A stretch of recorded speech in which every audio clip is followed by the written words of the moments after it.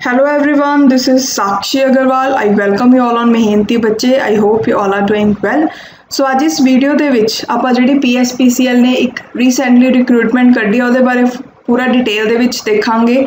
Okay, so video ਨੂੰ and ਤੱਕ ਜ਼ਰੂਰ ਦੇਖਿਓ। ਸਭ ਤੋਂ ਪਹਿਲਾਂ ਆਪਾਂ ਗੱਲ ਕਰਦੇ ਹਾਂ ਵੀ ਕਿਹੜੀ ਪੋਸਟ ਲਈ ਰਿਕਰੂਟਮੈਂਟ ਕੱਢੀ ਜਾ ਰਹੀ ਹੈ। ਸੋ ਟੋਟਲ 5 ਪੋਸਟ ਹੈ। ਸਭ ਤੋਂ ਪਹਿਲੀ ਪੋਸਟ ਹੈਗੀ ਰੈਵਨਿਊ ਅਕਾਊਂਟੈਂਟ ਦੀ, ਦੈਨ ਕਲਰਕ, ਓਕੇ ਇਹ ਨਾਨ ਟੈਕਨੀਕਲ ਪੋਸਟ ਹੈ। ਦੈਨ 3 ਟੈਕਨੀਕਲ ਪੋਸਟ ਹੋਰ ਨੇ, ਉਹ ਕਿਹੜੀਆਂ ਨੇ? Junior engineer electrical, then assistant lineman and assistant sub station attendant. Okay, so ਸਭ ਤੋਂ ਪਹਿਲਾ ਇੰਪੋਰਟੈਂਟ ਪੁਆਇੰਟ ਹੈ ਕਿ ਕਦੋਂ ਤੋਂ ਕਦੋਂ ਤੱਕ ਤੁਸੀਂ ਅਪਲਾਈ ਕਰ ਸਕਦੇ ਹੋ। ਸੋ ਤੁਸੀਂ 31 ਮਈ 2021 ਤੋਂ ਲੈ ਕੇ 26 ਜੂਨ 2021 ਤੱਕ ਅਪਲਾਈ ਕਰ ਸਕਦੇ ਹੋ। ਤੇ ਜਿਹੜੀ ਫੀਸ ਭਰਨ ਦੀ ਲਾਸਟ ਡੇਟ ਆ ਉਹ ਹੈਗੀ ਹੈ 2 ਜੂਨ 2021। ਓਕੇ, ਉਹ ਤੋਂ ਬਾਅਦ ਨੈਕਸਟ ਤੁਹਾਨੂੰ ਟੇਬਲ ਨਜ਼ਰ ਆ ਰਿਹਾ ਹੋਊਗਾ। ਇਹ ਟੇਬਲ ਦੇ ਵਿੱਚ ਕੈਟੇਗਰੀ ਵਾਈਜ਼ ਪੋਸਟ ਦੀ ਬ੍ਰੇਕਅਪ ਦਿੱਤੀ ਹੋਈ ਹੈ। ਪਹਿਲਾਂ ਨਾਨ ਟੈਕਨੀਕਲ ਪੋਸਟ ਲਈ ਦਿੱਤਾ ਹੋਇਆ ਹੈ, ਓਕੇ, ਤੇ ਸੈਕਿੰਡ ਟੇਬਲ ਦੇ ਵਿੱਚ ਟੈਕਨੀਕਲ ਪੋਸਟ ਲਈ ਦਿੱਤਾ ਹੋਇਆ। ਸੋ ਤੁਸੀਂ ਦੇਖ ਲਿਓ ਕਿ ਕਿਹੜੀ ਕੈਟੇਗਰੀ ਦੀ ਕਿੰਨੀਆਂ ਪੋਸਟ ਹੈ।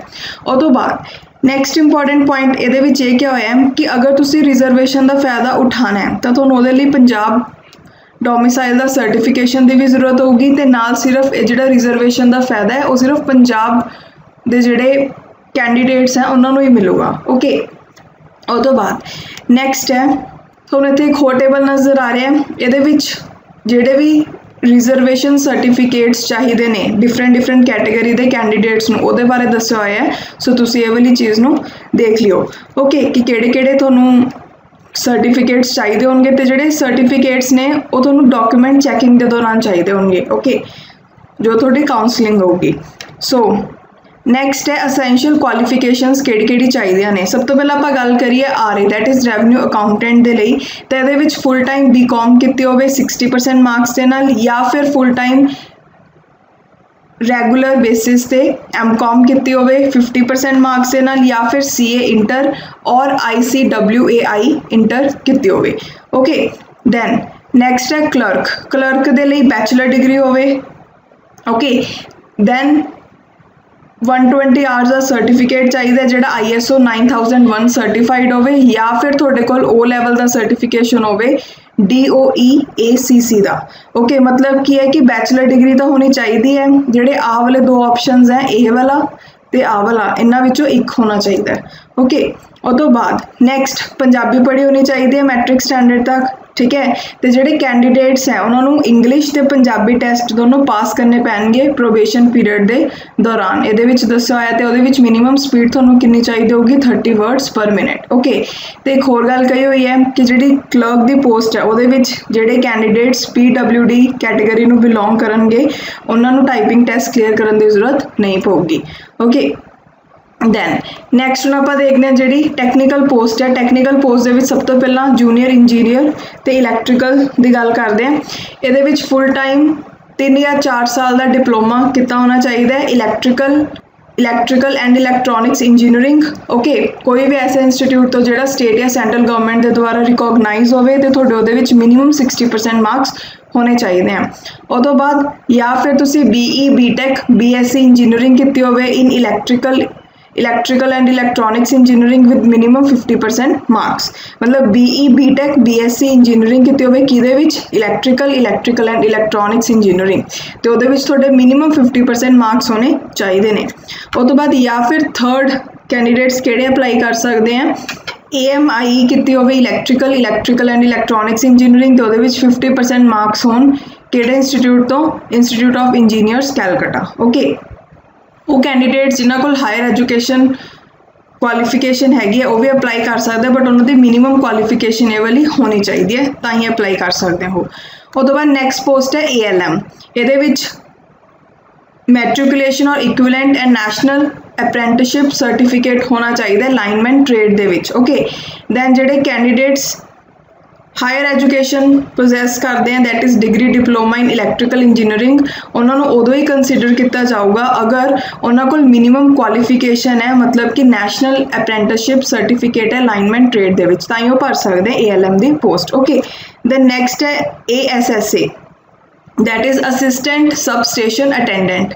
ਇਹਦੇ ਵਿੱਚ ਫੁੱਲ ਟਾਈਮ ਰੈਗੂਲਰ ਕੋਰਸ ਕੀਤਾ ਹੋਵੇ ITI electrical wireman with minimum 60% marks and 2 years apprenticeship experience in PSEB मतलब PSPCL ਦੇ ਵਿੱਚ 2 ईयर ਦਾ ਐਕਸਪੀਰੀਅੰਸ ਹੋਣਾ ਚਾਹੀਦਾ ਹੈ ਅਪ੍ਰੈਂਟਿਸਸ਼ਿਪ ਦਾ ਓਕੇ ਤੇ ਨਾਲ ਫੁੱਲ ਟਾਈਮ ਰੈਗੂਲਰ ਕੋਰਸ ਕੀਤਾ ਹੋਵੇ ITI ਇਲੈਕਟ੍ਰੀਕਲ ਇਲੈਕਟ੍ਰੀਸ਼ੀਅਨ ਵਾਇਰਮੈਨ ਦੇ ਵਿੱਚ ਓਕੇ ਦੈਨ ਨੈਕਸਟ ਹੈ फुल टाइम रैगूलर डिप्लोमा किया हो इलैक्ट्रिकल इंजीनियरिंग दे विच 60% मार्क्स के नाल वो भी कर सकते हैं या फिर जिन्होंने डिप्लोमा किया है full time regular electronics and communication engineering दे विच 60% मार्क्स के नाल वो भी कर सकते हैं then full time regular diploma किया हो इंस्ट्रूमेंटल एंड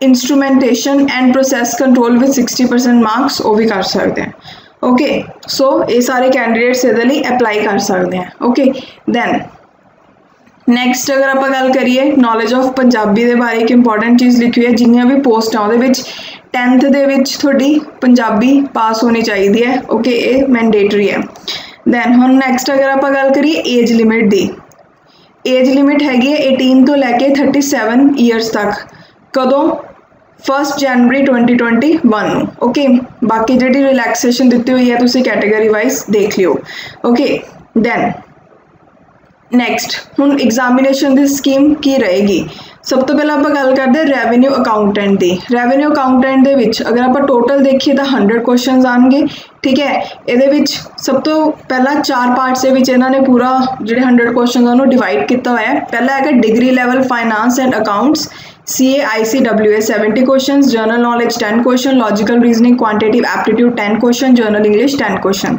दैन क्लर्क की पोस्ट के भी टोटल 100 क्वेश्चन आएंगे ये स्टैटिक करंट अफेयर तो जर्नल नॉलेज के आएंगे 20 क्वेश्चन बेसिक कंप्यूटर नॉलेज के 10 question logical reasoning quantitative aptitude के 25 क्वेश्चन न्यूमेरिकल एप्टीट्यूड के 25 क्वेश्चन जर्नल इंग्लिश के 20 क्वेश्चन ओके और तो बाद नैक्सट अगर आप गल करिए JEE electrical ALM ASSA okay तो ये question related to concern discipline of post applied as per eligibility criteria mention in table E मतलब टेबल E दे जोड़ा इन्होंने क्राइटेरिया दिता हुआ है कि कैंडीडेट्स किहड़े एलिजिबल है सो उस बेसिस से क्वेश्चन आएंगे किन्ने 70 मतलब जो तुसी सब्जैक्ट ग्रैजुएशन च पढ़े हुए हैं then general knowledge 10 question reasoning 10 question general English 10 question okay so total 100 question हो गए और तो बाद नैक्सट इन्होंने क्या होया है कि जोड़ा पेपर होगा क्लर्क के लिए ALM के लिए ASSA के लिए वो इंग्लिश तो पंजाबी दोनों में आऊगा ओके तो तुसी जो पेपर दोगे ऑनलाइन एग्जामिनेशन के दौरान उदों तुहानूं लैंग्वेज चूज करनी पऊगी इंग्लिश या